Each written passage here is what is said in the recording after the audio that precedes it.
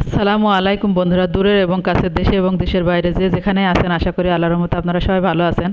আর আপনাদের দোয়ায় আল্লাহর রহমতে আমিও ভালো আছি। আমি সাবিনা, আমার চ্যানেল সাবিনাতে আপনাদের সবাইকে স্বাগতম। আর আমার চ্যানেল সাবিনাতে নতুন এক ভিডিও নিয়ে আপনাদের মাঝে হাজির হলাম। তো আমার ছোটো যা আমি আবার ফের কালকে আমার শ্বশুরবাড়ি এসেছি। তো সকালে আমার ছোটো যা মাটির নিচে যে আলু থাকে, মেটে আলু, সেটা দিয়ে মাছ দিয়ে রান্না করবে, তাই কুটে নিচ্ছে। আর ওখানে উস্তে আলু আর পেঁয়াজ কেটে নিয়েছে, চচ্চড়ি করবে। তো কুটে রেডি করে নিচ্ছে, রান্না করবে বলে।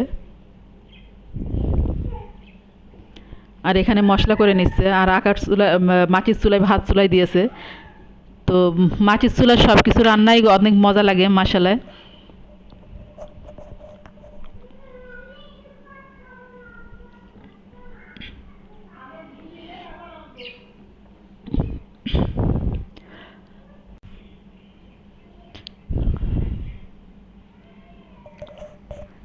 আর ভাত হয়ে গেছে, তো এখানে মাছ ভেজে নিচ্ছে, তেলাপিয়া মাছ।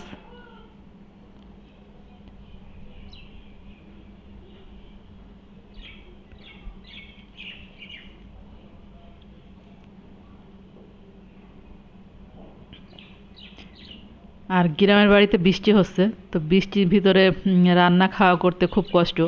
কারণ রুম এক জায়গায়, ঘর এক জায়গায়, আর রান্নাঘর আর এক জায়গায়। তো টাউনের বাড়িতে দেখা যাচ্ছে যে ঘরের ভিতরে সব কিছু থাকে, রান্নাঘর, বাথরুম, থাকার সব কিছুই এক জায়গায় থাকে, তো সমস্যা হয় না। তো গ্রামের বাড়িতে একটু সমস্যা, কারণ বাথরুম আলাদা, রান্নাঘর আলাদা। আর এই ভিজতে ভিজতে রান্না করা লাগে। আর আমার যা এখানে মাছটা ভেজে উঠাই নিয়েছে, নিয়ে মশলাটা দিয়ে মশলা কষিয়ে নিচ্ছে। আর এই মাছ দিয়ে মেটে আলুটা সব জিনিস দিয়ে খেতে ভালো লাগে, কারণ মেটে আলু যা দিয়েই রান্না করবেন মাশাআল্লাহ অনেক মজা হয় খেতে। যেমন ডিম দিয়ে রান্না করা, তারপরে মুরগির মাংস দিয়ে রান্না করা, আর মাছ দিয়ে রান্না করা, সব কিছুতেই আসলে মানে আলুটা হয়, রান্না করলে ভালো লাগে, ভালো হয়। তো এটা আপনাদের এক এক দেশের এক এক কে কোন নামে জানেন জানি না, তবে আমাদের এখানকার মানুষ মেটে আলু বলে একে। আর খেতেও মাশাআল্লাহ অনেক অনেক মজা।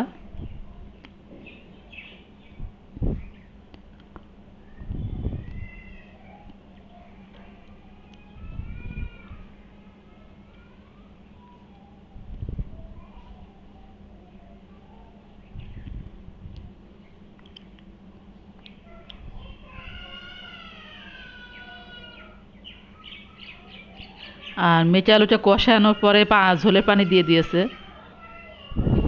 এবার মাছটা দিয়ে দিবে।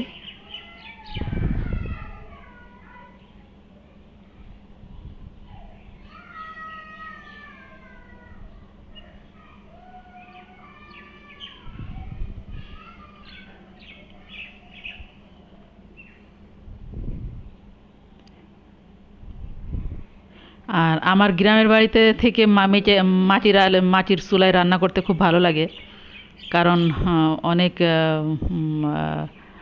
মজা লাগে, কারণ খড়ি দিয়ে রান্না করা।